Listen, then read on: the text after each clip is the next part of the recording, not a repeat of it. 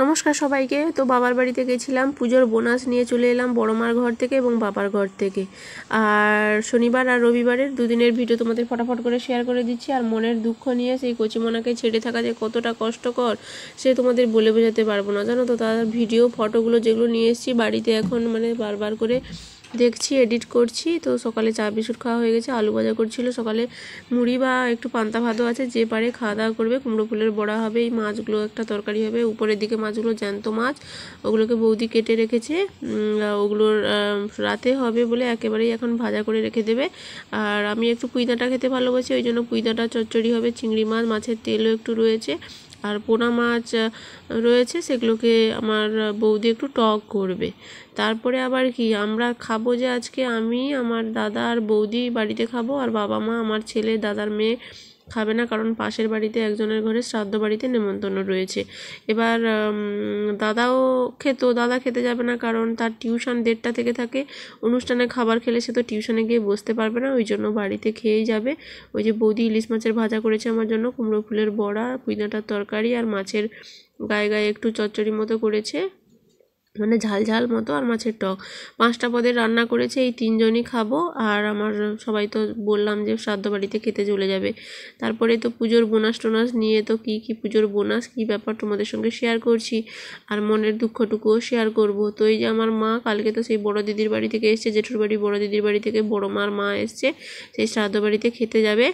তো এবার কুটুম আত্মীয়দেরও নেমন্তন্ন থাকে। এবার আমার বৌদিও ছোটো মেয়েকে নিয়ে তো শ্রাদ্ধ বাড়িতে খেতে যাবে না, তাই আমিও যাব না, কেমন লজ্জা লজ্জা লাগে না।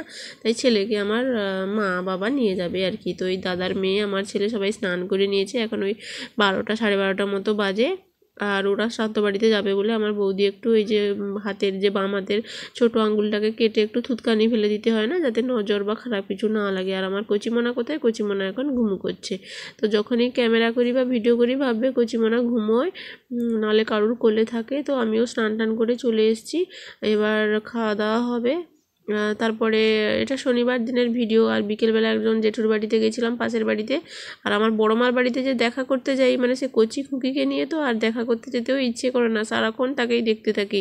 শেষে বড়মাকে ফোন করেছিলাম, বড়মা আবার ফুচকা নিয়ে এসছে। আবার আমার ছেলের জন্য পুজোর বোনাসও দিয়ে গেল। তো আমাদের আগে ছোটোবেলাতে কি বিয়ে অবধি আমার বড়মার ঘরে আমাকে, আমার দাদাকে পুজোর জামা কাপড় কিনে দিত। এবার বিয়ে হয়ে যাওয়ার পরে আমার ছেলেকে এখনও অবধি দেয়। আমার বৌদির যে বড় মেয়েকে দিত, এখন ছোট মেয়েটাও হয়েছে। এটা রবিবারের সকালের ভিডিও থেকে শেয়ার করছি, সকাল থেকে। তো চা বিস্কুট খাওয়া হচ্ছে, এগুলো দাদা এনেছে 2জন বাচ্চার জন্য। আর আমার কচি মেয়েটার ভিডিও জানো তো বেশি আর ভয়ে শেয়ার করিনি, ভিডিও 2বার আগে ডিলিট করে দিয়েছে ইউটিউব। ফেসবুকে তার ছোট ছোট মুভমেন্ট অ্যাক্টিভিটিসগুলো শেয়ার করেছি, কি সুন্দর। তো আমরা যে বিস্কুট খাচ্ছি না, সে তো দেখতে থাকে, ওই জন্য তার দিদি একটু, আমার ছেলে একটু বিস্কুট তাকে দিচ্ছিল, সে তো ধরে খেয়ে নেবে এরকম। তারপরে বৌদি একটু লুচি করছিল, আর তরকারি করার মতো মানে সেরকম প্ল্যান ছিল না, ওই জন্য আলু ভাজা করে দিয়েছে আর মিষ্টি দিয়েছে খেতে। তো বাবার বাড়িতে গেছি, কারণ আমার দাদার 2টো মেয়ের পুজোর জামা দিতে। এবার অন্যান্য বছরে কি হয়, আমি তো আমার বাড়ি এই 3 বছরে এসেছি, আগে তো ভাড়া বাড়িতে থাকতাম।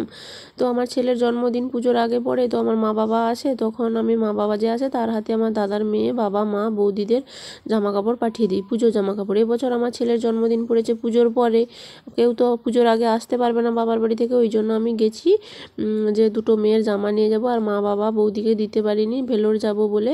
আর আমার বড় মা বাবুকেও কিন্তু 1 বছর পুজোতে হয়তো দিই, 2 বছর দিই না, এরকম প্রত্যেক বছর তো আর দেওয়া সম্ভব হয়ে ওঠে না সবাইকে।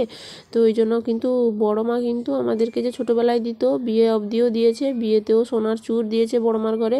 আমার ছেলেকেও বিয়ের পরে পুজো যাত্রা খরচ দেয়, জামা কেনার টাকা দেয় না, পুজো যাত্রা খরচ হিসেবে আমার বৌদি টৌদিকেও দেয়। এবার আমি যে গেছি, এবার বাবার বাড়িতেও ঠিক সেরকম পুজোর বোনাসটাও নিয়ে আসার জন্য গেছি আর কি। মানে আমরা তো জামা কাপড় কেনাকাটা করে নিয়েছি, কিন্তু বাবারা যে টাকা পয়সা দেয় পুজোতে বা ভাইফোঁটাতে, আমার দাদা যে দেয়, সেগুলো তো আমাকে দেয় শাড়ি কেনার জন্য, কিন্তু আমি সেগুলো জমিয়ে জমিয়ে গয়নাগাটি বানাই। সেগুলো কী কী গয়নাগাটি বানিয়েছি এতদিনে 10-12 বছরে, সেগুলো তোমাদের সঙ্গে শেয়ার করব। আর চলে আসবো। তো বৌদি ওই ঢেঁড়স ভাজা, শাকের তরকারি, মাংস, চালতার চাটনি, স্প্রাইট এগুলো করেছিল। আর ওই জন্য যে বাবার বাড়ি গেছি যেরকম জামা দিতে, সেরকম বড় মার ঘরে আর বাবার বাড়ি থেকে পুজোর বোনাসটুকুও নিয়ে চলে এসেছি।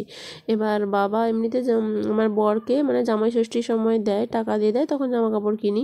আর পুজোর সময় আমার মা ছেলেকে দেয়, মানে একসঙ্গে 3জনকে দেওয়ার মতো দিতে পারে না আর কি। তো যাই হোক, আমাদেরকে যে সেই একটা মেয়ে বলে মানে দেয়, ওটাই আমার কাছে অনেক।